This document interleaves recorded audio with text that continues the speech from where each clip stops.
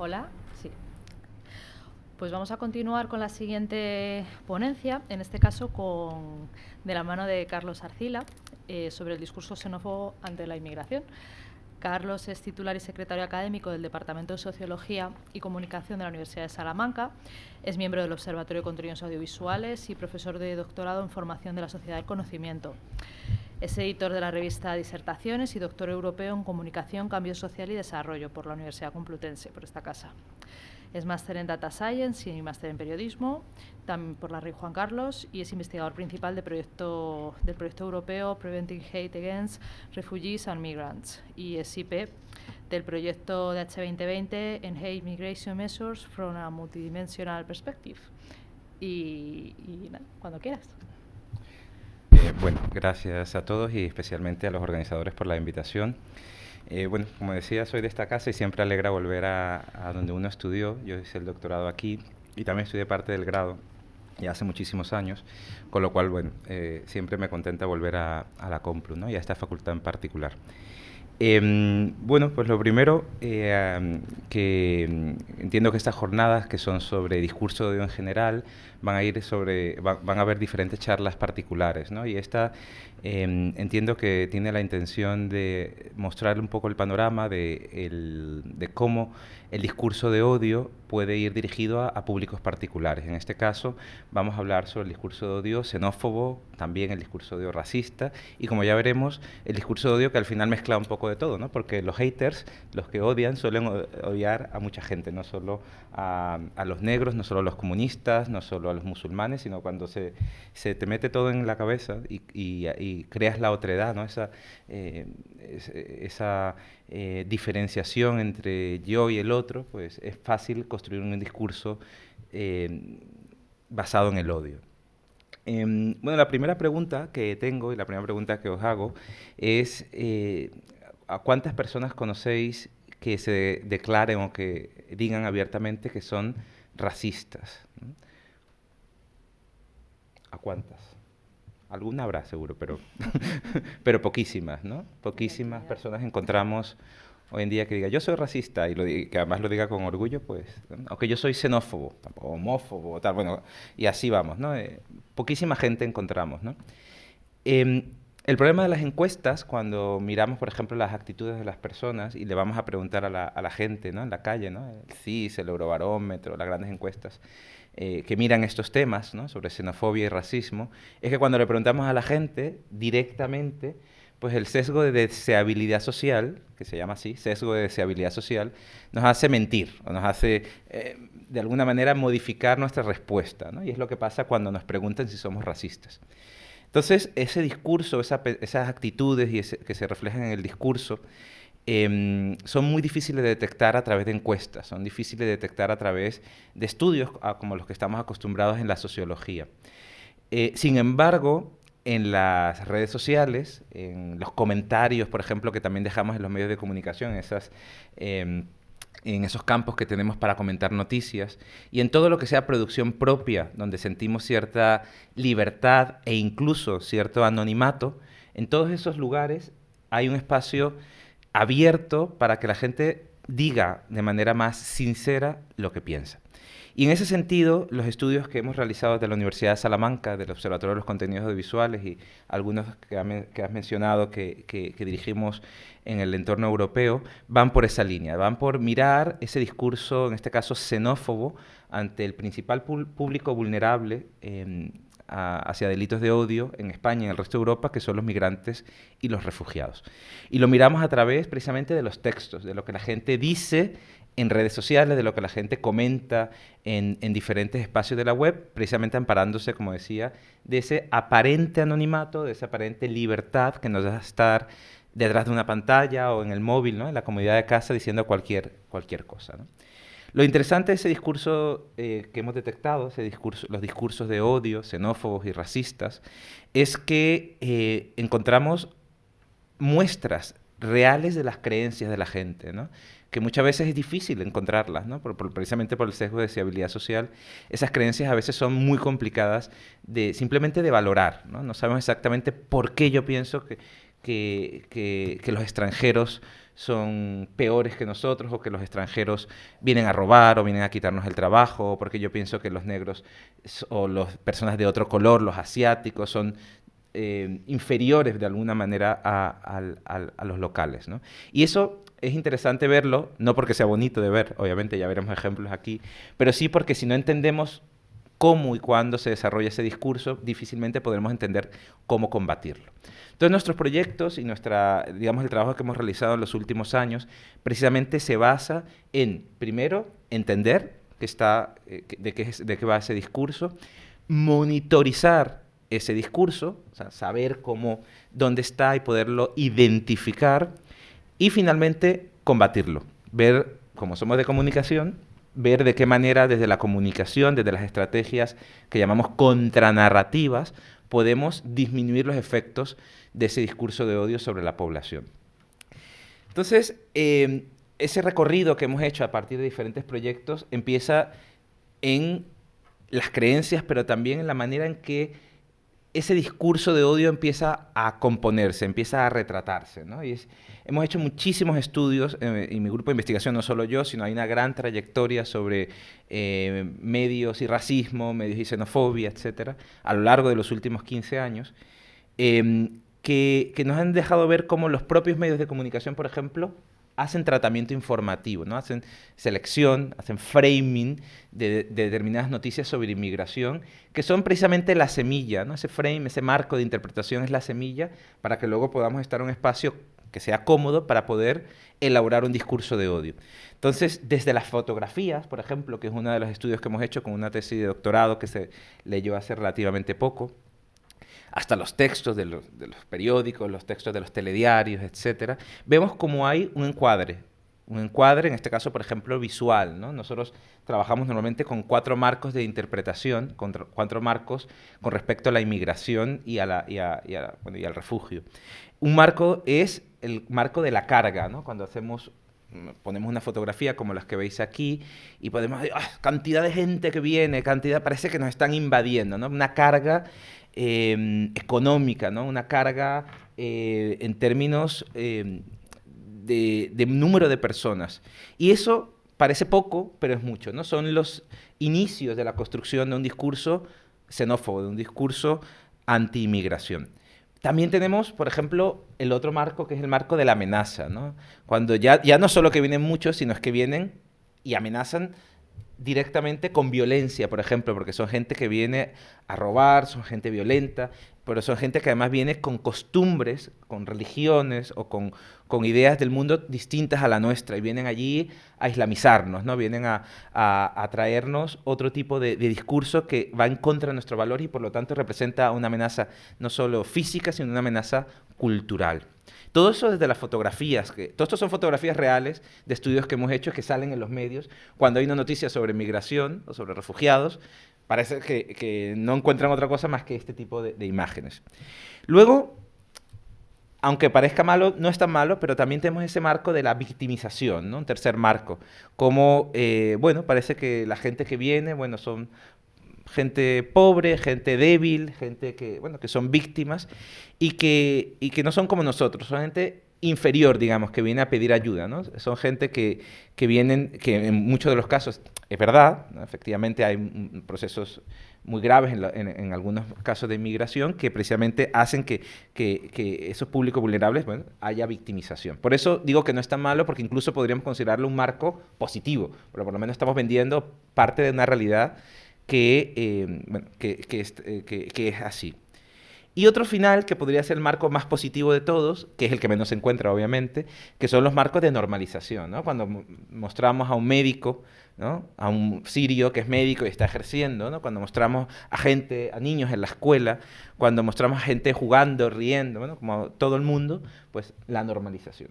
Estos marcos son la base, o los marcos cognitivos, y así, bueno, todo no solo la teoría de la comunicación y nuestros estudios en sociología, en psicología social, teoría del lenguaje, etcétera, nos dicen que esos marcos son el inicio precisamente cognitivo de la elaboración que podemos tener nosotros discursiva, ¿no? Si nosotros tenemos esos marcos en nuestra cabeza, somos capaces de elaborar discursivamente. Y eso es precisamente lo que nosotros estamos estudiando, ¿no? Cómo discursivamente elaboramos el rechazo, elaboramos determinadas ideas que tenemos xenófobas o racistas y las escribimos, ¿no? Nosotros nos hemos basado, gran parte de nuestros estudios han sido sobre xenofobia y racismo, pero también hemos trabajado sobre política, sobre temas LGTB, sobre temas de género, sobre temas de religión. Hemos trabajado diferentes modos de elaborar el discurso de odio y lo que nos hemos dado cuenta, como ya veréis aquí, es que todos se mezclan de alguna manera, ¿no? Veremos algunos ejemplos de los tweets que hemos detectado en España y en otras partes de Europa y veremos que ahí, cuando xenofobia es la fobia hacia los extranjeros, ¿no? Y racismo es la creencia de que hay una raza superior y otra inferior, ¿no? Pero bueno, entre ellas dos ya es difícil distinguirla, ¿no? Pero si vamos, por ejemplo, a la aporofobia, que es realmente lo que está en gran parte detrás de todo esto, ¿no? El rechazo al pobre, ¿no? El miedo al que viene el que no tiene los recursos que yo tengo y que por lo tanto va a pedirnos, ¿no? Va a competir con nuestros recursos. La aporofobia está presente en casi todos los discursos de odio. Pero también lo vemos que se mezcla con la religión, ¿no? La xenofobia, no es la misma xenofobia que se ejerce contra gente que viene de una religión distinta, contra el discurso antimusulmán, ¿no? Antiislámico. Cuando viene alguien el rechazo es mucho mayor porque no comparte la religión. Cuando viene, por ejemplo, alguien de América Latina, compartimos pues religión, idioma, etcétera, hay rechazo también, o puede haber algún tipo de rechazo, pero suele ser muy diferente. Entonces, religión, identidad nacional, idioma, son elementos que se juntan, ¿no? dentro de este discurso. Y ya ni hablar si metemos temas de género y temas de identidad sexual también, ¿no? También se juntan. De hecho, el mayor peligro y lo que estamos trabajando en los últimos años es la interseccionalidad, que si no conocéis el concepto, básicamente se refiere a cuando más de un prejuicio se juntan en la discriminación, ¿no? Entonces eres negro y homosexual, ¿no? Eres refugiada y mujer. Se juntan cosas que para algunas personas parece que son negativas, ¿no? Son los prejuicios, los estereotipos que tenemos, etc. Entonces todo eso hace muy difícil distinguir exactamente qué tipo de discurso es y qué tipo de odio es, qué tipo de delito, en el caso de que sea delito, es. En el caso de España, el Ministerio de Interior distingue claramente entre tipos de delitos de odio, ¿no? Y en primer lugar, hay 13 ahora mismo, porque han incorporado el antigitanismo, etcétera, pero en primer lugar siempre está, en temas, cuando se cuenta, siempre está el discurso de odio por razones xenófobas o racistas. Y en segundo lugar, por razones de orientación sexual o de identidad de género, es decir, por homofobia, por transfobia, etcétera, ¿no? Y de ahí para abajo, ¿no? Ya luego vamos viendo por discapacidad, hay una variedad muy grande de discursos de odio. Pero lo que quiero decir con todo esto es que la interseccionalidad al final nos dice que ellos están muy juntitos, ¿no? Hemos detectado, pues, barbaridades, ¿no? Que a nosotros nos alegraba cuando la detectábamos porque el detector, como que ya les mostraré, funcionaba bien, pero también, claro, luego las leías y decía, bueno, siendo sincero, no solo me molestaría que logren llegar, sino que solo me molestaría que logren llegar. Que se queden en el camino me la suda. Cosas así, muy suaves, ¿no? Bala al negro de mierda. Negro asqueroso de mierda, qué ganas de patearle la cabeza. Deben echar a los inmigrantes, son unos desgraciados, malnacidos y ladrones, que se vayan. Hay que expulsar ya a toda esa basura inmigrante. Calla, puto moro, vuélvete a tu país, etc. Esos son ejemplos reales de los tweets, de los mensajes que circulan en las redes sociales y que además no son baneados, no son prohibidos, ¿no? No hay, ya sabéis que hay diferentes políticas de los medios sociales de los que hablaremos que hacen que un tweet, un post en Facebook, una foto en Instagram, etcétera, sea prohibida. Pero no siempre pasa, entre otras cosas, porque entramos en un marco legal muy complejo, el cual no voy a hablar demasiado porque es ya el marco regulatorio, pero sí decir que en esa tensión entre la libertad de expresión, de la que también hablamos mucho, y el discurso de odio, pues es muy difícil distinguir aquello que se debe dejar, ¿no? Que se debe dejar pasar y aquello que no se debe dejar. Entre otras cosas porque los marcos constitucionales y legales son distintos. En Europa y en Estados Unidos es un claro ejemplo, ¿no? Estados Unidos, por ejemplo, es impensable gran parte de de las prohibiciones que realizamos en Europa, en las que podemos muchas veces prohibir directamente el discurso de odio, porque las enmiendas de la Constitución ahí prohíben expresamente que se coarte la libertad de expresión por casi ningún motivo, ¿no? Y esto, por ejemplo, en Estados Unidos pasaría, y aquí también pasa, ¿no? Este tipo de cosas. Lo que pasa es que son discursos de odio. Hay un discurso de odio que es laxo, ¿no? Que parece que no es, pero es este tipo, y hay discurso de odio que es mucho más evidente y que ya constituye en sí mismo un delito, ¿no? Y eso ya es tema de los de penal, ¿no? De demostrar cómo ese discurso constituye un delito. Pero no hace falta que sea delito, no hace falta que esté prohibido, no hace falta que las redes sociales lo prohíban para que nosotros lo consideremos discurso de odio. De hecho, en esta espiral del odio, esta pirámide siempre me gusta mucho mostrarla, ¿no? De la Liga Antidifamación, porque es que el odio no es el discurso de odio, ¿no? El discurso como el odio, como vemos, empieza, ¿no? En esos estereotipos y prejuicios que se trabajan trabajamos en la psicología social, de hace muchísimo tiempo, pasan por ese proceso de deshumanización del otro, ¿no? De la otredad, de diferenciarme, y se expresan finalmente en ese discurso que es el que nosotros estudiamos, ¿no? En cómo ese discurso se materializa a partir de palabras, a partir de expresiones lingüísticas. Pero el discurso, como ya sabéis, el lenguaje es performativo, ¿no? El lenguaje no solo decir, no solo describir el mundo, sino el lenguaje es hacer, el lenguaje es acción. A partir de ahí empezamos con más cosas, con la discriminación, con la violencia simbólica, con el vandalismo y con la violencia física, que puede terminar, como lo hemos visto, que parece que fue hace mucho tiempo, pero fue hace 2 días en Europa, con el genocidio, ¿no? Y como pasa en muchas partes, o ha pasado en África y en muchos lugares del mundo. Entonces, eso que se ve así en una pirámide es, desde mi punto de vista, digno de estudio, en tanto las relaciones que están ahí no son totalmente comprendidas hoy en día. Hemos comprendido la relación entre el estereotipo y el prejuicio y el discurso, eso lo sabemos. El discurso nace de las creencias, de las representaciones, de los estereotipos y los prejuicios. Pero todavía falta por estudiar, y en eso nos estamos dedicando precisamente en gran parte de los proyectos, la relación entre el discurso y el acto, ¿no? Cómo el discurso precede la violencia física, cómo el discurso precede la violencia que se ejecuta materialmente, ¿no? Y ya veremos cómo hay estudios, específicamente, bueno, hay ya varios estudios, nosotros estamos haciendo uno de ellos, pero hay 2 estudios en particular que quiero mencionar que ya apuntan, son estudios seminales o iniciales, que ya apuntan cómo se da esa relación entre el discurso de odio, específicamente además xenófobo y racista, con la violencia en la calle, con la violencia real, con lo que podría ser un delito basado en la violencia o la agresión física. Esta primera, ambos son de 2 investigadores, Miller y Swarf, que están basados, bueno, uno en Alemania y el otro está en Boconia, en Italia. De hecho, uno de ellos, Swarf, ha estado, digamos, cercano a nosotros a partir de la base de datos Hate Crime y el OSCD, que tiene todo un listado de delitos de odio, y hemos estado compartiendo datos sobre lo que ellos están haciendo y lo que estamos haciendo en el sur de Europa.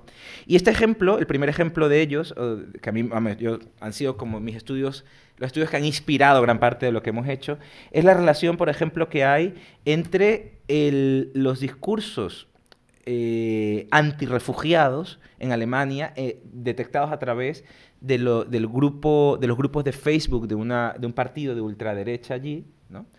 Y la comparación, digamos, la relación con las agresiones contra refugiados en Alemania durante un periodo de tiempo de casi 3 años. Es decir, lo que ellos encontraron, en pocas palabras, fue una relación de anticipación de ese discurso. Eso no quiere decir que haya causa-efecto necesariamente, ¿no? Pero sí quiere decir que es un indicador muy, muy fiable el hecho de que el discurso de odio se incremente y que después, justo después, se incrementan también las agresiones físicas, en este caso, contra refugiados en Alemania. Ellos mismos hicieron otro estudio con el discurso de Trump en Estados Unidos en Twitter y también encontraron algo similar. Bueno, hicieron varios, pero este es uno sobre los tweets antimusulmanes de Donald Trump también durante un periodo similar, de un poquito más de 3 años y medio, en el cual también encontraban que a medida que había más tweets antimusulmanes en la cuenta del del entonces presidente de Estados Unidos, también había una correlación, en este caso se anticipaba a los crímenes o a los delitos que se reportaban.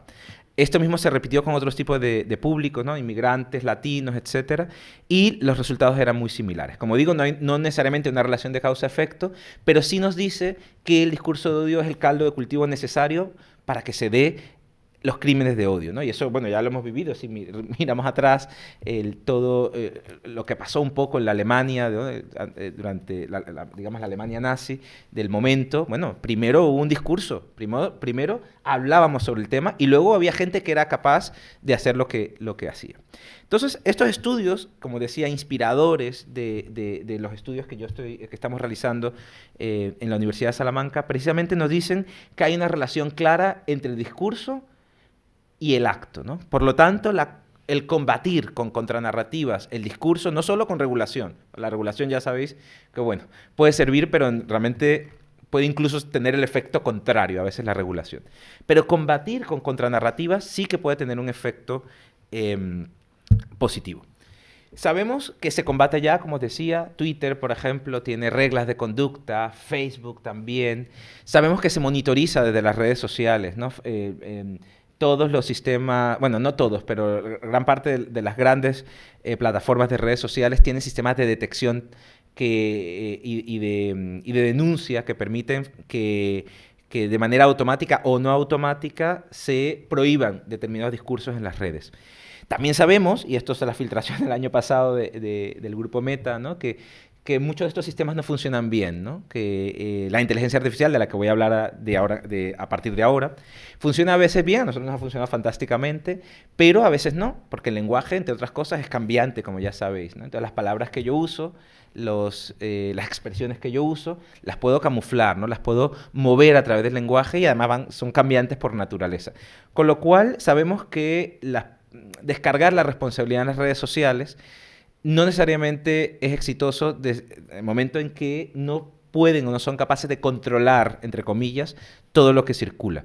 Con lo cual, sabiendo esto y sabiendo que los marcos regulatorios son diferentes, nosotros hemos pensado en que la estrategia es, en primer lugar, monitorizar a gran escala, que es lo que voy a mostrar cómo hemos hecho, y en segundo lugar, establecer esa relación entre el discurso y el acto, y en tercer lugar, combatirlo con contranarrativas. En este caso voy a comentar muy brevemente de las dos narrativas que hemos usado para combatir el discurso de odio.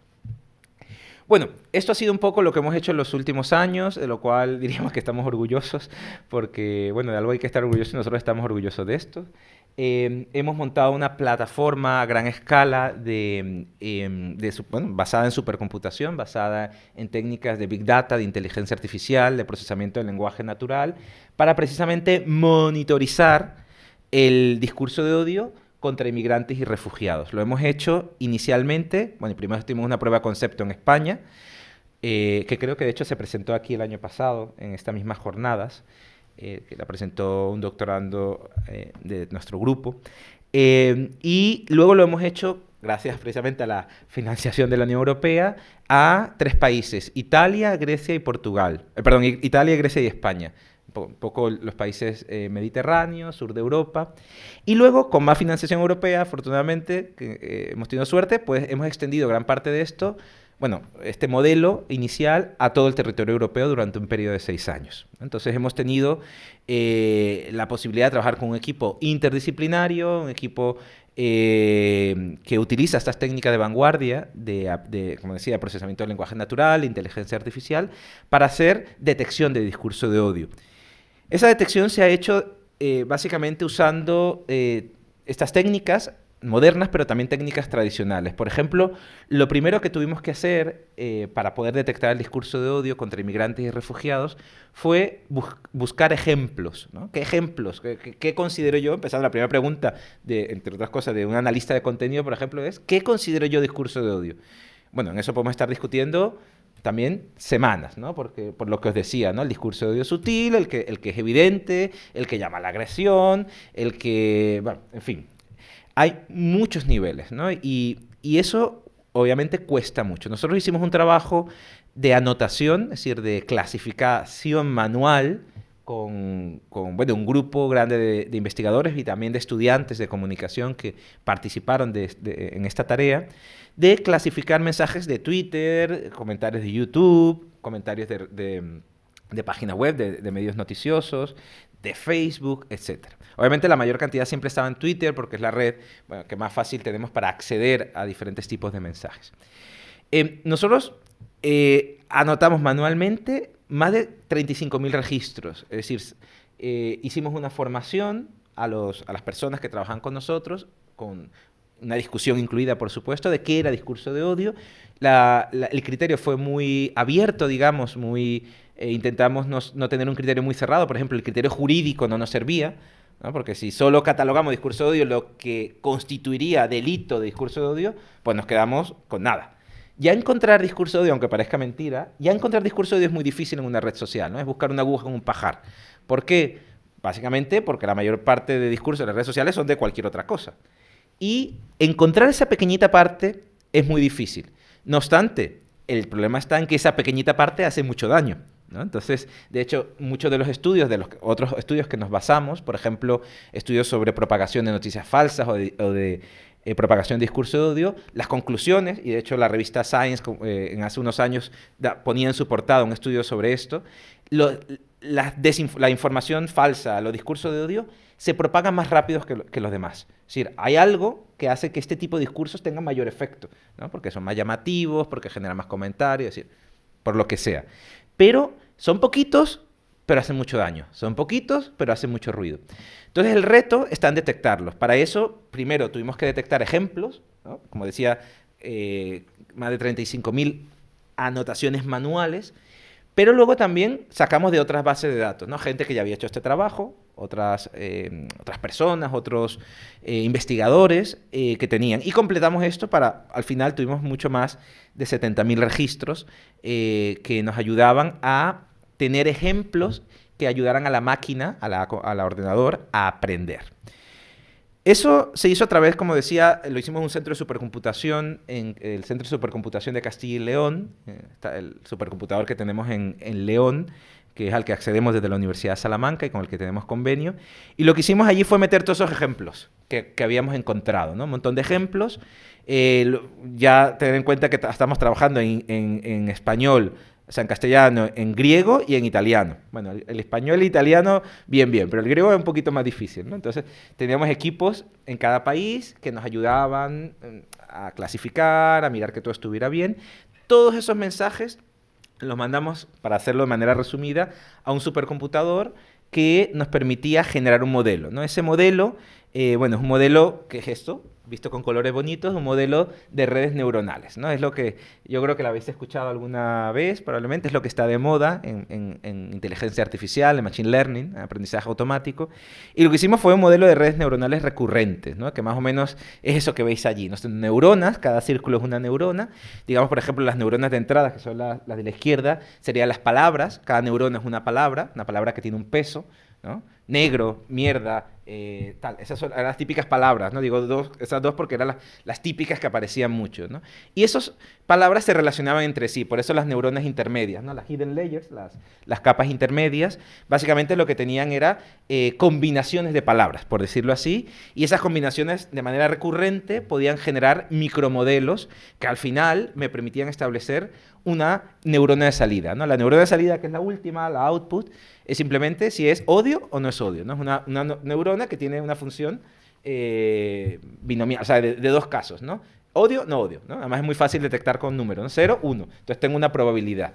Entonces establecíamos probabilidad de que un mensaje con las palabras que tenía tuviera odio o no, de 0 al 1. Podíamos marcar el threshold, ¿no? El umbral en diferentes, ¿no? Si 0,5, que es la mitad, el más conservador, pues bueno, pues todo lo que esté de 0,5 para arriba era odio y para abajo, pues no era odio. ¿Que queríamos menos falsos positivos o más falsos negativos? Bueno, pues movíamos el umbral, ¿no? Dependía la calidad de lo que queríamos obtener. Nosotros fuimos conservadores y marcamos 0,5 porque era lo que venía bien, y con eso fuimos capaces de detectar el discurso de odio en toda, bueno, primeramente en castellano, en italiano y en griego, y a partir de allí pues tuvimos unos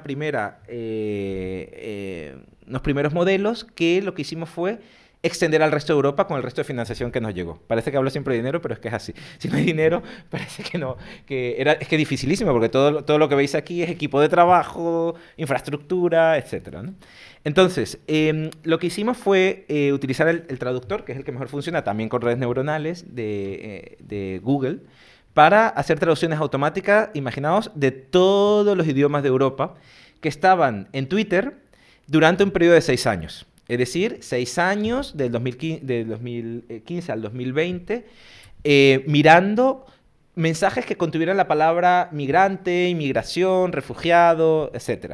Que no fueran retweets, que fueran mensajes originales, que no fueran replies, etc.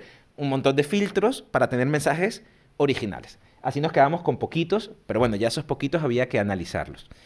Esa búsqueda nos llevó a encontrar, pues, niveles de odio, ¿no? Niveles de odio por países, niveles de odio de manera temporal, que tenéis aquí en tablas, que han sido publicadas recientemente en la revista Comunicar, que si no yo creo que la conocéis la mayoría, que editó un monográfico sobre discurso de odio, y que nos llevaron a construir este mapa que veis aquí, el mapa de discurso de odio, que además ha tenido tuvo mucha impacto mediático, porque bueno, los medios se interesaron mucho por esto y salimos en muchísimos sitios comentando esto, ¿no? Este es el mapa, como decía, de 2015 a 2020, con las apariciones absolutas, es decir, con la presencia en términos absolutos del número de mensajes de discurso de odio por digamos, por región local, es decir, por localidades en este caso. Sí, teníamos los tweets geolocalizados de todas partes de Europa a un nivel de localidad, es decir, a un nivel de ciudad. Y entonces, bueno, ahí lo primero que tenemos una visualización fantástica que nos permite, bueno, ver, por ejemplo, Italia, Reino Unido, ¿no? Que ahí hay como había mucha discusión. Pero luego, cuando hacemos un zoom, cuando vamos al detalle, sí que notamos más que esa muestra aparente de Italia y Reino Unido, vemos cosas. Por ejemplo, vemos que durante determinados periodos en algunos lugares de Europa subía notablemente el discurso de odio. Por ejemplo, en Reino Unido notamos la relación con el Brexit, ¿no? Durante los periodos de discusión política en el Brexit subía claramente el discurso xenófobo. En España, por ejemplo, para ir a casos también más puntuales y cercanos, la llegada del barco Aquarius, que no sé si la recordáis, cuando el barco que no dejaban atracar en las costas italianas, ¿no? Y que al final Pedro Sánchez en ese momento decidió darle entrada al barco. Bueno, esa llegada de ese barco con inmigrantes, en este caso con solicitantes de asilo y de refugio, produjo un pico de discurso xenófobo en España. Entonces, esto es simplemente vincular, para que veamos que el discurso de odio tampoco está allí en la mente de todos, sino está en los eventos, ¿no? Está en la socialización que hacemos sobre las cosas que suceden a propósito de la inmigración y el refugio. Este mapa lo que nos permitió fue vincular precisamente estos eventos, ¿no? Estos eventos con el discurso. Pero además nos permitió más cosas, que están reflejadas todas en el artículo y que no os voy a aburrir, porque son temas de comprobación teórica. Pero nos permitió, por ejemplo, vincular los datos que teníamos de encuestas, ¿no? Sobre todo del Eurobarómetro, que incluía una pregunta sobre el apoyo que los ciudadanos europeos daban a la inmigración, ¿no? A ayudar a inmigrantes. Bueno, nosotros encontramos algo que desde mi punto de vista era bastante relevante, que era una relación entre los niveles de discurso de odio en cada una de las regiones, porque estamos hablando de tweets geolocalizados, con lo que había respondido la gente en esas regiones sobre su apoyo no a inmigrantes. Es decir, que había una correlación positiva, por decirlo así, entre el discurso y el apoyo no. Obviamente en este caso era una correlación negativa. A mayor apoyo que expresaba la gente en las encuestas, pues había menor discurso de odio, y al revés, ¿no? Esto, como decía, pues desde mi punto de vista ya un dato importante, porque el discurso de odio nos puede ayudar a predecir o a mirar parte de lo que pasa en la sociedad. Y bueno, a mí me viene súper bien porque, claro, a partir de esto, digo, si yo solo detecto discurso de odio, ya con eso no tengo que hacer una encuesta, ¿no? Entre otras cosas, porque además luego las encuestas la gente miente. También encontramos que había relaciones entre el número de inmigrantes por región y las actitudes y el discurso de odio, teoría del contacto intergrupal de toda la vida, ¿no? Comprobación de la teoría clásica, pero con técnicas nuevas. Es decir, aquellos lugares donde había mucho discurso de odio, o sea, mucha población inmigrante, había más actitudes positivas hacia los inmigrantes. Y aquellas poblaciones donde había menos inmigrantes, había menos actitudes positivas. Lo paradójico o lo raro que encontramos, y que no es raro porque tiene una explicación, es que en aquellas regiones donde había muchos inmigrantes también había mucho discurso de odio. ¿Y cómo explicamos esto? Bueno, por la diferencia que hay, la brecha que hay entre lo que la gente responde a las encuestas y lo que la gente expresa en las redes sociales. Y esto precisamente lo que nos da pie para poder entender mejor cómo el odio se da tanto en la verbalización en un entorno social como en la expresión de una red social que, como decía, es más anónimo, más o menos evidente para el otro. Bueno, dicho esto fue lo primero que hicimos, como la primera parte, que fue monitorización a gran escala, ¿no? Usando técnicas de Big Data, inteligencia artificial, se llama exactamente clasificación supervisada de textos, que tampoco es tan complicado. Parece complicado la primera vez que uno lo ve, pero realmente no es muy complicado. Lo que estamos haciendo ahora y lo que ya empezamos a hacer es la relación ahora, también con técnicas de inteligencia artificial, de ese discurso que encontramos nosotros y los delitos. Los delitos reales. En este caso, estamos aquí en este ejemplo que voy a mostrar, estamos trabajando con el reporte que tiene la base de datos Hate Crime de la OSCE, que es una organización europea para la seguridad, que tiene pues, reportes de ONGs, de gobiernos, etcétera, sobre eventos que han sido clasificados como de delito de odio. Entonces, hicimos un primer modelo, hemos hecho un primer modelo donde tratamos nuevamente de poner todo junto en la máquina. Ya no necesitamos el supercomputador porque, bueno, esto ya corría en local, un modelo mucho más pequeñito, y empezamos a encontrar cosas interesantes. Todavía no son tan buenas como las queremos, pero, bueno, a partir de todos los datos reportados, encontramos que había unas mínimas correlaciones, no muy evidentes, pero sí que encontramos con diferentes algoritmos, aquí son algoritmos como bosques aleatorios, la misma regresión logística, las máquinas de vectores soporte, etc. Encontramos cierta relación, una relación entre la presencia o no del delito y la anticipación del discurso de odio. El problema en este primer intento que hemos hecho es que teníamos muy pocos delitos de odio. Es decir, la base de datos, vistos de manera temporal, bueno, pues igual en un año había 40 delitos registrados, 40 días con delitos. Claro, eso no es la realidad. La verdad es que hay mucho delito, pero hay una infradenuncia, como ya sabéis, como pasa con género y como pasa con todo, ¿no? Entonces, esa infradenuncia, que es la que finalmente provoca que haya una base de datos con pocos delitos de odio, no nos permitía modelar de manera adecuada los días con delitos de odio. Entonces, ¿qué encontramos? Encontramos que nuestro modelo podía predecir adecuadamente, con accuracy, con precisión, los días que no iba a haber delito de odio, pero los días que había delito de odio, la predicción no era muy buena. Pero básicamente es un problema de los datos, un problema de pocos datos. ¿Qué hemos hecho nosotros para solventar esto? Que no lo tengo todavía y por eso no lo puedo mostrar. Hemos llegado a un acuerdo con la Oficina Nacional de Delitos de Odio, ¿no?, que la lleva al Ministerio del Interior, y bueno, está ahí la policía, la Guardia Civil, etcétera. Hemos llegado a un acuerdo con ellos, un acuerdo además con confidencialidad, etcétera, para poder tratar ya no estos registros de delitos que son los que tenemos acceso públicamente, sino mirar los atestados policiales de denuncias, porque eso no llega a ningún sitio. La mayor cantidad, y ahí sí que hay, digamos, mucha información. La mayor cantidad de denuncias policiales, pues se quedan en la denuncia, pero o no se procesan, o no van a ningún sitio, es decir, no pasan en ninguna base de datos. Son registros internos.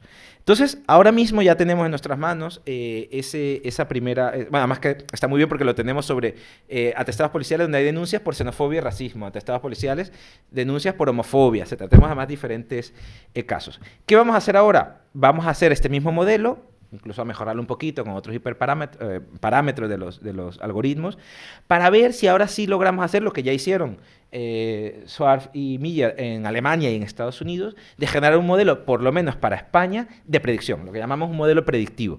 ¿no? Sabemos que nuestra hipótesis es que sube el discurso de odio y, por lo tanto, tiene que haber una alerta porque pueden aumentar los delitos, o por lo menos en este caso, las denuncias que se hacen en la policía sobre delitos de odio y específicamente contra inmigrantes y refugiados.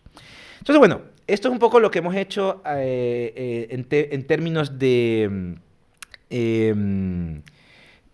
monitorización, ¿no? De modelado de datos, de comprensión de los datos que tenemos, de discurso, de crímenes, etcétera. Como veis, mucho trabajo técnico, ¿no? Mucho trabajo de modelado de datos. Y para finalizar, bueno, no sé cuánto tiempo me queda, pero... Bien. ¿Voy bien? Sí. Vale.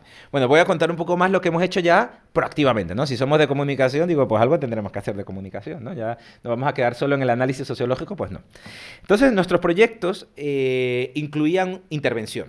Realmente no es intervención, porque era pilotos de intervención, es decir, mirar qué tipo de estrategias funcionaban mejor para la intervención social y para disminuir los efectos de discurso de odio. Entonces, hemos tenido dos tipos de estrategias. La primera, estrategia de narrativas basadas en datos. Es decir, nos preguntábamos si algunas estrategias, por ejemplo, del periodismo de datos, de mostrar datos interactivos con visualizaciones, podían hacer que este tipo de narrativas de odio, ¿no? Este tipo de discursos, pues tuvieran un menor efecto. Es decir, que al final tuvieran un menor efecto sobre reforzar actitudes o comportamientos xenófobos. Entonces, para esto lo que hicimos fue un trabajo con periodistas durante un año, primero entrevistándoles, luego, primero haciéndoles encuestas, luego entrevistándoles, y luego haciendo talleres con ellos, ¿no? Entonces, los talleres que hicimos con periodistas, básicamente lo que les enseñábamos era, con la excusa del data journalism, que mucha gente quería aprender, cómo determinadas narrativas de datos sobre inmigración podían ayudar a hacer su trabajo mejor. Entonces, básicamente lo que hicimos fue enseñar a los periodistas a cómo determinados datos podían mejorar las actitudes hacia la inmigración y a desmontar el discurso de odio, sabiendo qué tipos de discurso hay. Es decir, cogíamos los datos que teníamos de los tweets, se llama, mira, estos son los ejemplos. ¿Cómo desmontamos esto? ¿No? Que los inmigrantes vienen todos a robar, bueno, datos, ¿no? Porque aquí hay datos, que los inmigrantes vienen todos a violar, que vienen, y todo lo malo que hacen, ¿no? Que todos son... que no tienen preparación, es decir, toda la cantidad de prejuicios que solemos tener contra la inmigración. Entonces, los datos nos ayudaban de alguna manera a eso, a contrarrestar ese tipo de discursos iniciales que habíamos monitorizado. Entonces, la experiencia en este caso fue de enseñar a periodistas y saber cómo ellos podían usar estas herramientas para contrarrestar el discurso. Y la segunda experiencia, que probablemente ha sido la más interesante o la más gratificante, que va a salir pronto publicada en una revista super top de Media Psychology, de psicología de medios, es una estrategia ya no basada en la información, no basada en los datos, sino basada en la historia, en el relato, ¿no? En el relato de ficción, en el relato, digamos, un poco más dramático, ¿no? Existe en periodismo y a veces en la percepción de los ciudadanos, ¿no? Que el dato mata relato, ¿no? Alguien dice eso por ahí que no quiero mencionar quién es, pero nosotros creemos lo contrario, ¿no? Creemos exactamente que el relato mata al dato, ¿no? Una buena historia bien contada es mucho mejor que un dato, ¿no? Yo me puedo decir que las vacunas, y te dan las vacunas que son lo mejor y te dan los datos, no, pero depende quién, si te cuentan el tema de cómo vacunarse de otra manera y te muestran un personaje que lo ha hecho y una historia de éxitos de ese personaje, va a funcionar mejor que los datos. No porque la gente sea poco inteligente, no. La gente puede ser muy o menos inteligente, pero al final funciona mucho con historias, ¿no? De hecho, el mundo funciona de esa manera, ¿no? Siempre, en mi primera clase de teoría de la comunicación del año, siempre pongo el primer capítulo de Harari, ¿no? De Sapiens, ¿no? El libro cuando cuenta toda la historia de cómo hemos llegado a ser lo que somos, ¿no? A partir de historias, ¿no? A partir del chismorreo, ¿no? De contar historias que tienen personaje, que tienen drama, que tienen... En fin, historias de toda la vida. Entonces, desde nuestro punto de vista, la ficción y la construcción de personajes, la construcción de guiones, etcétera, puede funcionar bastante mejor que los datos para este tipo de elementos. Sobre todo pensando en gente que ya tiene actitudes, ¿no? Porque si no tienes ninguna actitud y estás limpio, pues cualquier historia puede funcionar bien. Pero cuando estamos pensando en gente que ya tiene actitudes o prejuicios xenófobos y racistas, cuesta muchísimo disminuir los efectos de discurso de odio. Cambiarlo, ya bueno, a veces casi que imposible, ¿no? Pero disminuir esos efectos, ¿no? Moderar a la gente, evitar la polarización, ¿no? Lo que ¿no? Estas cámaras de eco, ¿no? Estas burbujas donde la gente entra a radicalizarse, ¿no? A hablar entonces, sobre lo mismo, ¿no? y a interactuar con gente igual a uno, ¿no? El problema de hablar con gente igual a uno, y lo dicen todos los estudios de polarización y de radicalización, Sustein, etcétera, todos los grandes teóricos que están trabajando sobre radicalización y extremismo, es que cuando hablamos con otros igual que nosotros, pues lo que hacemos es radicalizarnos, es decir, nuestro pensamiento sobre un tema determinado se vuelve mucho menos flexible. Cuando hablamos con gente diferente a nosotros, que tiene una opinión contraria, tendemos a ir hacia lo que él llama la media, ¿no? Bueno, me desplazo un poquitico de mi posición original hacia esa otra posición, debido precisamente al proceso de deliberación, ¿no? El proceso de discusión que existe en el proceso comunicativo.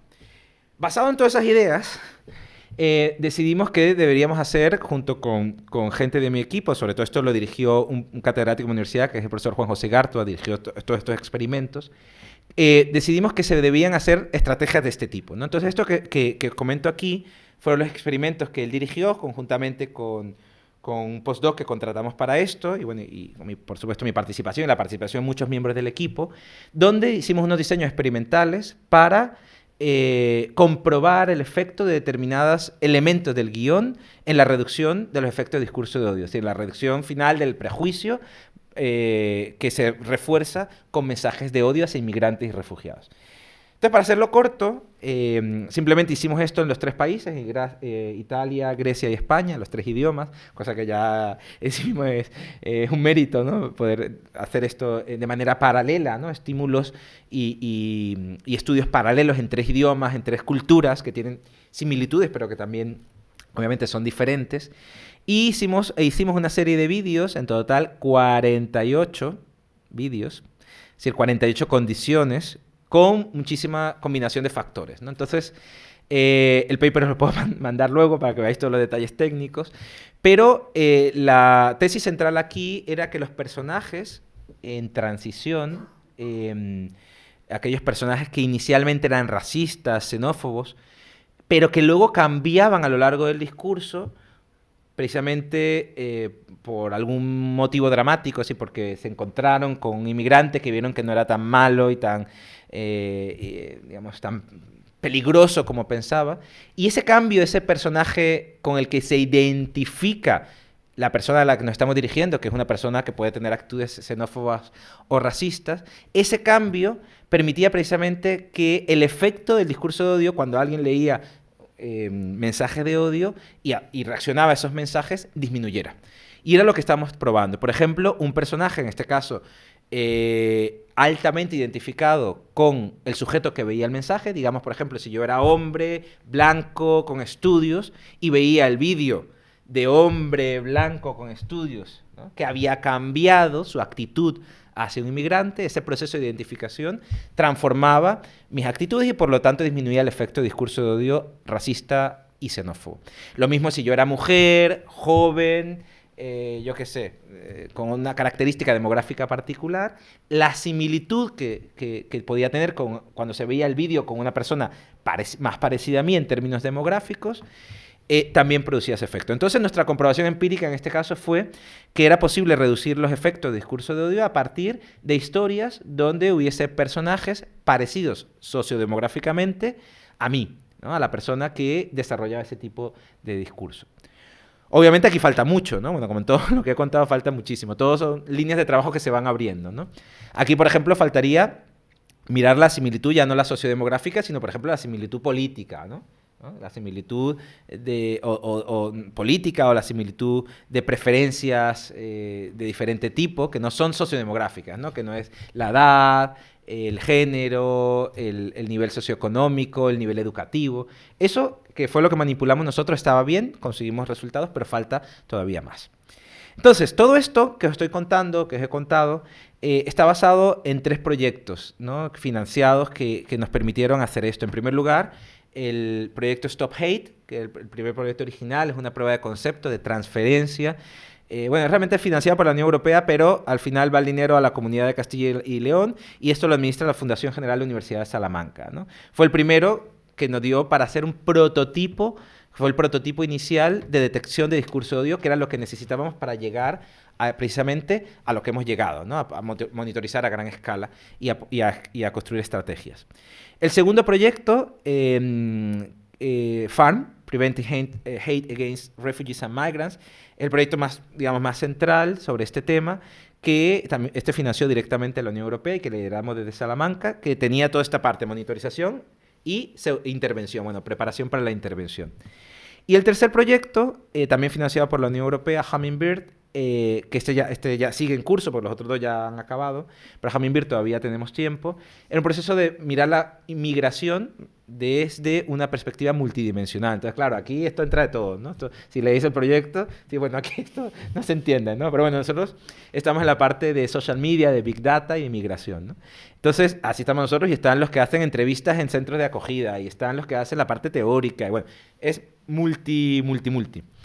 Y nosotros dirigimos, dirigimos allí una tarea que era pasar los resultados iniciales que habíamos tenido en el sur de Europa al resto de Europa. Y fue por eso que pudimos pasar nuestro trabajo a una dimensión mucho más amplia, pues con más recursos y sobre todo estableciendo conclusiones ya europeas. O sea, no solo del sur de Europa, sino ya también de todo el espacio europeo a partir de, bueno, una muestra también, como decía, longitudinal, ¿no?, de 6 años. Entonces, bueno, esto lo menciono siempre porque, bueno, tengo que agradecer a los proyectos, pero también agradecer a toda la gente que ha estado con nosotros, porque parece siempre que el que va a exponer esto se lleva el mérito, y nos pasa a todos, porque todos vamos a exponer en sitios diferentes. Y aquí hay un equipo muy grande. Con esto, como veis, la ciencia funciona de esa manera, ¿no? A veces la ciencia en solitario se puede hacer, por supuesto, y es muy entretenida, pero es que es muy complicado.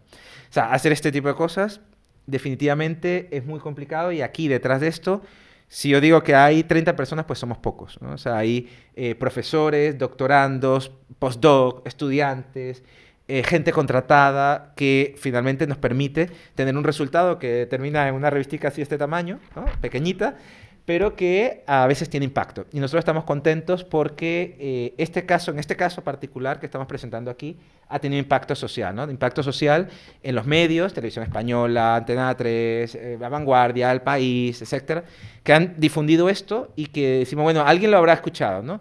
Y de hecho, los ministerios, ¿no?, el Ministerio de Interior, el Ministerio de Igualdad, etcétera, pues nos han contactado precisamente a través de esa diseminación que se ha hecho de estos resultados, y estamos trabajando con ellos ahora en cosas más específicas, ¿no? Entonces, siempre me gusta decir que nuestros estudios siempre esperamos que no solo se queden en el paper, no solo se queden en la transmisión a los estudiantes, sino que, sobre todo trabajando en temas sociales, como puede ser la xenofobia, el racismo, pues bueno, que vayan un poquito más allá y que tengan impacto en la realidad de los ciudadanos, que es al final para lo que estamos los académicos, ¿no? Bueno, muchas gracias y preguntas. Bueno, muchas gracias, Carlos. Bueno, voy a comenzar yo con el turno de preguntas.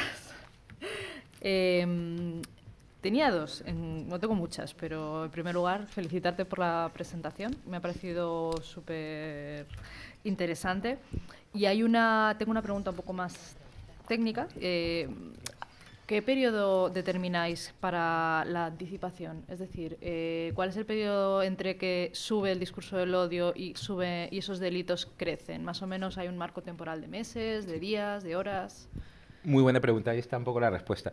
Hicimos el modelado, lo que pasa es que lo pasé muy rápido, ¿no? Y no lo comenté, pero hicimos el modelado con varios marcos temporales, ¿no? Entonces aquí lo veis más o menos, el día del crimen, y luego tenemos el propio día, ¿no? Lo que ha pasado el propio día, lo que ha pasado en el promedio de los 3 días anteriores, de los 7 días anteriores, de los 14 días anteriores y de los 28 días anteriores. Entonces son varias variables, ¿no? Varios promedios que constituyen varias variables. Entonces el modelo lo coge todo, digamos. Coge esas variables y como el modelo es un poco oculto, es una caja negra, porque así trabajamos a veces en este tipo de modelos, es difícil establecer qué variable tiene un peso realmente aquí, ¿no? Porque puede ser a veces, en algunos casos, los 3 días, en otro caso 14 días, con lo cual no es un modelo explicativo, ¿no? No sabría decirte cuál de esas variables realmente tiene un peso, porque no trabajamos con regresiones de toda la vida, sino trabajamos con redes neuronales, que, bueno, algunos me dirán que no, que está mal decirlo, pero son cajas negras, son difíciles de ver. Pero lo que sí es cierto es que sí sabemos cuáles son las variables que hemos metido.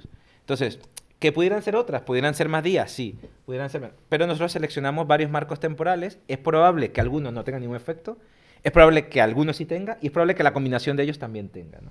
Entonces, estas son las variables que se usaron en el modelo para anticipación. En el nuevo modelo vamos a intentar, como decía, ¿no?, parametrizar un poco mejor, incluso esto lo vamos a cambiar, ¿no? Podemos cambiar los marcos temporales, agregar otro tipo de variables que vienen de los propios mensajes para ver si mejoran los modelos, ¿no? Porque ahora no estamos muy contentos con lo que ha habido, o sea, los resultados están bien, pero no es lo que queremos nosotros finalmente comprobar, nos falta todavía datos, y yo creo que esos datos además tienen que estar mejor modelizados, y parte de eso es mirar los marcos temporales, pero son estos que están aquí. Uh-huh. Y la segunda pregunta enlaza un poco con esto también y con lo que comentabas de la transferencia, ¿no? Al final, un proyecto que tiene una aplicación práctica tan importante, es interesante, ¿no?, que tengáis ese contacto pues con los cuerpos y fuerzas de seguridad, pues como hablabas con la Guardia Civil, no solo para a lo mejor verificar dentro de los atestados y implementar el modelo, sino un poco también para establecer, ¿no?, esa aplicación directa de esa detección del odio, ¿no?, para prevenir delitos. No sé si en ese sentido habéis trabajado hacia esa transferencia directa, ¿no?, porque en Europa para estos proyectos te piden un poco que tengas eso muy atado. Sí. Entonces, si nos puedes... Sí, hemos intentado, ¿no? Bueno, no, es una carta a los Reyes Magos. No, no, claro, nosotros queremos más, ¿no? Pero bueno, algo hemos logrado, lo que comentabas, ¿no?, del Ministerio de bueno, donde está el Oversight, que es el Observatorio de Xenofobia, el Interior con la Oficina Nacional de Delitos de Odio, pero bueno, luego también ha habido transferencias de otro tipo, ¿no? Nos ha contactado un montón de gente, ¿no? Entonces hay ONGs, por ejemplo, que se han interesado, que le hemos pasado nuestros modelos, que ellos, de alguna manera, hay una transferencia también. Y luego, es verdad que como hemos hecho otros trabajos, además de migración, con una perspectiva similar, con política, con tal... Por ejemplo, en Chile nos contactaron para hacer monitorización de temas de odio, de discriminación y de odio por temas de género, ¿no? Por temas de género y también de identidad de género. Y ahora, por ejemplo, en Ecuador también nos han contactado para el tema político, para las elecciones, ¿no? Quieren que utilicemos, por ejemplo, los modelos de odio en general, no solo xenofobia y racismo, pero también a otros ámbitos políticos. Y en el caso de Europa, bueno, precisamente la OSCD nos contactó y de hecho estuve con Swarf, el que está en Bocconi, que tiene los modelos similares, porque ellos están intentando ver cómo esto se implementa, ¿no? Y cuesta mucho, porque ellos lo que han hecho, o sea, cuando nos invitaron, ellos pasan un briefing a todos los organismos de seguridad de cada país, ¿no?, que llevan temas de delitos de odio. Entonces, la transferencia europea ha ido por allí, no directa, sino a partir de esa asociación, de esa organización internacional de seguridad, que ellos han pasado nuestros resultados. Hasta ahora no nos ha contactado de esos nadie directamente, pero entendemos que los resultados le han llegado, por lo menos la idea central sabemos que le ha llegado. Ahora, la aplicación más práctica, yo creo que todavía nos falta, o sea, creo que todavía... precisamente hace falta, y esto es algo de salirse de la burbuja que estamos en la universidad, e ir allí, ¿no?, y explicar con palabras claras a los stakeholders, ¿no?, a los que hacen política, a los que tal. Esto para que... ahora tenemos un proceso en Hummingbird, que es el H2020, es un proyecto de 3 millones de euros con 16 universidades y ONGs y tal. Ahí viene un proceso ahora de transferencia directa, ¿no?, que invitamos a stakeholders, a tomadores de política en el campo de la inmigración en Europa, a mostrarle todo lo que hemos hecho, ¿no? Eso viene este año y yo creo que allí podríamos llegar también a esa transferencia que tanto queremos. Bien. ¿Alguna pregunta? Perfecto. Un segundito que te van a dejar el micro. Gracias. Buenos días. Bueno, soy Paloma Lamino, soy de Serena Olmedo. En primer lugar, queríamos agradecerle semejante estudio a usted y a todo el equipo, porque de hecho nosotros también estamos investigando respecto a delitos de odio y discurso de odio, así que estamos muy agradecidas. Y quiero hacerle 2 preguntas. En primer lugar es respecto al programa que han generado, si es capaz de determinar o comprender o sesgar la ironía y el sarcasmo y a su vez a lo mejor diferencias o características de determinadas regiones. Y en segundo lugar, si quizá para la parte de predicción de delitos de odio, si sería interesante, aparte de considerar lo que dice la legislación del Código Penal, aparte de los atestados, considera mejor que exista o no jurisprudencia o doctrina que determine qué se podría considerar un delito de odio y con qué términos. Era simplemente curiosidad. Pero bueno, de nuevo, muchísimas gracias por semejante ponencia y semejante estudio. Gracias. A ti por la pregunta. Bueno, lo primero, es una pregunta estupenda porque siempre, además, es algo que nos atormenta mucho el tema, ¿no? del lenguaje, ¿no? El manejo del lenguaje. Entonces, el sarcasmo y la ironía en el campo del procesamiento del lenguaje natural son muy difíciles de detectar, ¿no? Entonces, cuando trabajamos con Big Data, lo primero que tenemos que saber es que muchas cosas se nos pasan, ¿no? No es lo mismo cuando... Bueno, muchas cosas se nos pasan y suelen ser la ironía y el sarcasmo las típicas que cuesta identificar. No obstante, bueno, hay varias cosas que comentar sobre eso. Lo primero, que es posible modelar ironía y sarcasmo. El problema es que tienes que tener muchos ejemplos. Entonces, si tú a la máquina la alimentas con muchos ejemplos de una ironía que conduce a hacer un mensaje xenófobo, la máquina va a aprender. El problema es que tenemos pocos ejemplos, ¿no? Y que son muy creativos. Entonces, claro, suele pasar que es difícil por los pocos ejemplos que tenemos. Pero si hay ejemplos, la máquina aprende. Luego, lo que decía anteriormente, se nos pasan muchas cosas. Pero muchas, o sea, esto es Big Data, o sea, que estamos hablando aquí igual millones y tal. No obstante, la defensa que yo tengo a esto es que aunque se nos pasen cosas, aunque luego miremos la máquina y vemos las predicciones de la máquina y decimos, esto no es, ¿cómo se ha equivocado la máquina? Sí, eso pasa. Pero, y lo que hago, el ejercicio que hago siempre con mis alumnos, sobre todo los que ven estos cursos técnicos, y digo, bueno, ahora vamos a hacer una prueba interjuez.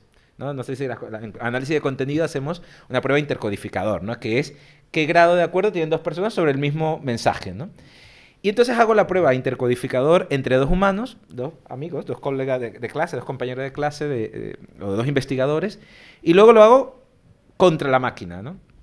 Pues resulta que el grado de acuerdo entre las dos personas no es tan alto tampoco, y eso no suele pasar. Es decir, el grado de acuerdo si yo te pongo a ti y a ti, a las dos, que estáis trabajando en lo mismo, sin deciros mucho, ¿no? Y codificar esto, odio o no odio, os vais a encontrar una cantidad de momentos en que no vais a coincidir. Si lo hacéis a ciegas, sobre todo, ¿no? Cada uno lo hace aparte. Cuando yo comparo eso y miro el índice de acuerdo, no vais a tener un acuerdo 100% ni hablar.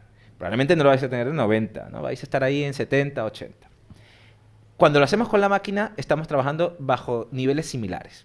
El acuerdo que tú tienes o que tú tienes con la máquina, incluso hemos encontrado que a veces es superior que el acuerdo entre dos personas que comparten cultura, idioma, etcétera, ¿no? Entonces, esto, como digamos, la conclusión que me lleva es que efectivamente hay muchos errores, pero que los errores no son muy diferentes a los errores que tenemos entre los seres humanos codificando, ¿no? Y eso, bueno, es la esperanza de que estas cosas salgan bien, a pesar de que, bueno, alguien puede encontrar muchos fallos en la detección automática. Eso es lo primero. Lo segundo... bueno, también hablaba del tema lingüístico de regiones, ¿no? Bueno, esto es otro sobre todo el español, el castellano, que se habla en tantos países y entre los mismos países con tantos usos y con tantos...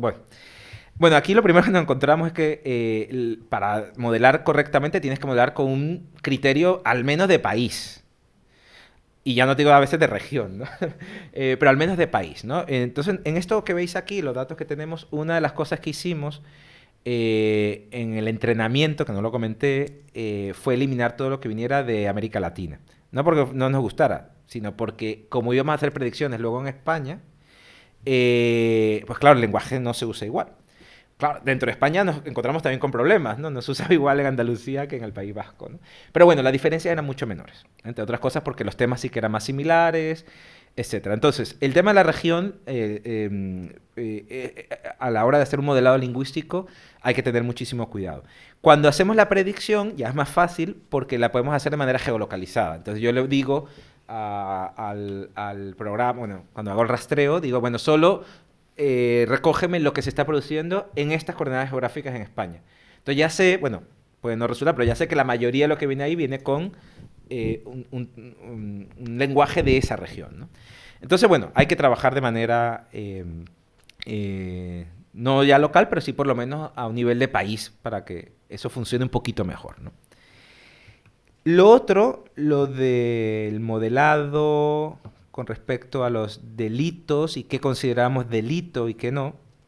Bueno, eso es otro tema también de discusión, ¿no? Que no es fácil de responder, ¿no? De hecho, por eso hemos cambiado, ¿no? Bueno, delitos, poquitísimos. Condenados, digamos. Bueno, yo estaba, por ejemplo, con los fiscales, la de Murcia, la de Castilla y León, hay fiscal, ya sabes, cada comunidad autónoma tiene fiscal de delitos de odio, ¿no? Entonces, claro, es que el delito al fiscal, ¿cuántos? Ninguno. ¿Cuántos al final se han procesado y se han condenado? Un poquito, ¿no? Y Esteban Ibarra, que no sé si lo conocéis, que bueno, es uno de los mayores aquí, está aquí en Madrid, ¿no? De los mayores defensores de todo el tema, precursores de todo el tema de los estudios y de la política a propósito de delitos de odio, cuando da sus charlas cuenta lo mismo, ¿no? O sea, cómo, me acuerdo escuchándole a él, decía, bueno, ¿cómo un tuit donde digo, vamos a matar a todos los negros, o a todos los moros, o a todos... Un tuit, decía, que lo han llevado, porque él es abogado, ¿no? Han llevado esto a la fiscalía, tal, que por un tuit no condenan a nadie, ¿no? Salvo que sea contra el rey, ¿no? Pero normalmente no condenan a nadie, ¿no? No, tienes que, desde el punto de vista jurídico, en ese sentido, tienes que tener un cúmulo de mensajes que realmente produzcan el delito. Entonces, como ahí eso es muy difícil, el delito, desde el punto de vista legal, es muy complicado acceder a esos datos porque son pocos, pues tenemos que ir a otras líneas, ¿no? Y mirar eso, lo que ha dicho la jurisprudencia, como tú has dicho, pero nosotros desde el punto de vista de analistas, de codificadores, de investigadores, tenemos que ver lo que hay. Nosotros no podemos, es muy difícil, y lo hemos intentado, pero es muy difícil nosotros levantar esos datos. Por ejemplo, lo intentamos mirando noticias, ¿no? Noticias de reporte, tal, pero tenemos que basarnos en otro tipo de indicadores. Y hasta ahora lo que creo que mejor va a funcionar son los atestados policiales. Porque no son delitos, no llegan al delito, digamos, no llegan al delito, pero por lo menos alguien que ha ido a la policía, que se ha tomado el trabajo de decir, mira, he sufrido una agresión de este tipo. Y son datos que no están en las noticias, además. No están las ONG no los recogen normalmente, ¿no? Entonces, hay un espectro, digamos, de posibles indicadores de delitos de odio que mejorarán con el tiempo. De hecho, hay varios proyectos en la Unión Europea dedicados a la infradenuncia, ¿no? Y a mejorar estas estadísticas. Nosotros no estamos allí porque estamos en otra línea, pero hay muchos proyectos dedicados a mejorar las estadísticas. Cuando tengamos mejores estadísticas tendremos mejores modelos, pero nosotros difícilmente sí que podemos crear de cero, como si lo estamos haciendo con los mensajes, pero la parte de delitos es más complicada, ¿no? Es difícil de manejar. Sí. Bueno, aquí hay otra pregunta. Aquí y después allí. Sí, bueno, creo que estaba primero aquí y después allí. Vamos para allá. Bueno, primero te quería dar las gracias por todo lo que nos has presentado, que ha sido muy interesante. Yo estoy investigando sobre, haciendo un análisis del discurso político y mediático de la migración de América Latina a Estados Unidos, que es bastante diferente y complejo, más que nada por la libertad de expresión que hay en Estados Unidos. Entonces me ha servido muchísimo todo lo que nos has presentado. La pregunta que tenía era si se han planteado, o bueno, si es posible con el modelo que tienen, analizar también el discurso de odio que existe en TikTok, que ahora es como la red social y que no sé qué tan viable sea porque al final son vídeos y son comentarios. Entonces, y también como el algoritmo funciona que no está tan focalizado en una región. Entonces quería saber si era posible hacer un análisis sobre el discurso de odio que existe en esta red social. Muy buena pregunta, porque además siempre pensamos que los investigadores que todo es Twitter, ¿no? Porque como es la que más tiene el API, que accedes más fácil, pues ya... y yo casi que me gano la vida con eso, porque todos los sitios donde voy me invitan al Twitter y Twitter. Yo el día que me cierren la API de Twitter me voy a quedar sin trabajo, ¿no? Está TikTok, está Facebook, está Instagram, bueno... Instagram y Facebook están dentro de Meta, pero bueno, las APIs estuvieron cerradas durante mucho tiempo, ¿no? La de Facebook, tal, TikTok no tenía, pero todo eso ha cambiado. Entonces, por ejemplo, en el Facebook, Instagram, Reddit, tal, todo lo de Meta tiene ahora CrowdAngle para académicos, que funciona fenomenal. Es decir, se puede hacer la detección allí. Tiene Instagram, por ejemplo, que tiene imágenes que podemos acceder a las imágenes. El problema es o en las imágenes o en los vídeos, cómo analizamos eso desde un punto de vista que nos permita localizar el discurso de odio en una imagen.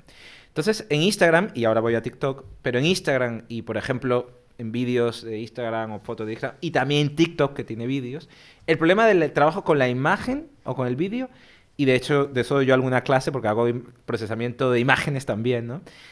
Ahora mismo lo que se puede hacer es, lo más fácil para esto es, si la imagen, o sea, si el audiovisual tiene discurso, transcribir, hacer una transcripción automática al texto, intentar aplicar todo esto al texto del vídeo. Si no hay discurso, si solo tenemos la imagen o la imagen en movimiento, lo que hay ahora en Big Data es reconocimiento de objetos, es decir, qué personas hay, cuántas personas hay, qué objetos hay, si hay un coche, un perro, un gato, un hombre, una mujer, y reconocimiento facial de emociones. Entonces, claro, si con esas variables nosotros podemos hacer algo en TikTok, genial. TikTok tiene ahora una API que está abierta. Entonces se puede hacer lo mismo que hacemos en Twitter con TikTok. ¿Qué pasa? Lo que decía, si yo no lo he hecho todavía, pero bueno, es algo que yo creo que nos vamos a plantear porque ahora, ya que extendemos los estudios, pues iremos seguramente a TikTok. ¿Qué pasa? Tendríamos que coger los comentarios, que es lo que tú mencionabas, los comentarios sí, todo lo que sea textual es fácil de analizar desde esta perspectiva, y lo que no sea textual tenemos que ver si con las herramientas que tenemos se puede. Yo todavía lo veo difícil. Detectar en un vídeo solo con las imágenes o en una fotografía el discurso de odio, pues no. Incluso el tema de framing, que eran las imágenes que mostraba al principio, que hemos trabajado ya durante años, hay estudios que lo hacen, pero es complicado. O sea, tienes que, bueno, reconocer los objetos, reconoces los marcos, puede ser, los encuadres, reconocer las emociones, pero eso te da para decir que eso es un marco de victimización, un marco de tal. Podría, pero es difícil. Más difícil aún, determinar si es odio o no es odio, ¿no? Entonces, la buena noticia es que tenemos acceso a TikTok a través del API, que podemos usar los comentarios que se acceden a través del API para aplicar estos, los comentarios y los textos para aplicar estos métodos, pero la mala noticia es que todavía en análisis de imágenes y de vídeo, y os puedo invitar a una clase sobre eso, porque de hecho acabamos de dar una en Málaga la semana pasada sobre esto, el seminario de análisis computacional de imágenes. Se pueden hacer cosas fantásticas, pero no tan fantásticas todavía, ¿no? Estamos todavía en una etapa primaria con respecto al análisis textual, ¿no? Bueno.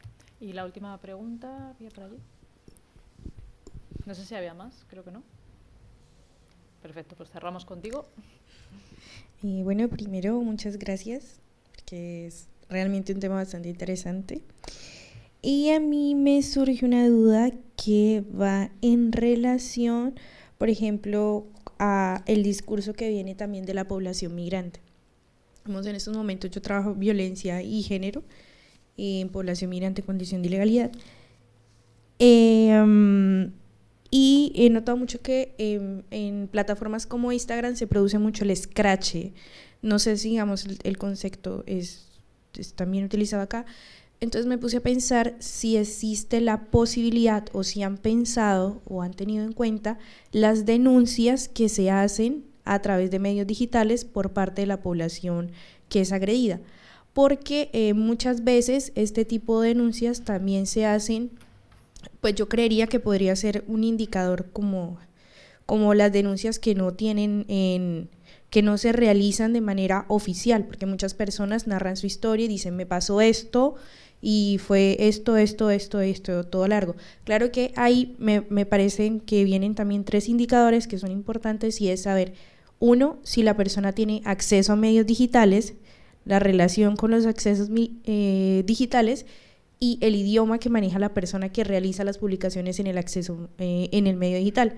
Porque digamos que si tenemos una agresión para una población de origen arábico y que muy probablemente su publicación en relación a la denuncia va a ser en árabe, entonces creo que existe eso, y me quedó la duda, o sea, me quedé pensante si de pronto tenían algún dato sobre ese tipo de situaciones que pudiesen como hacer un puente, ¿no? Como, bueno, a mí me agreden, pero yo cómo respondo en el mismo plano digital a eso, y en cuánto tiempo también respondo a la agresión.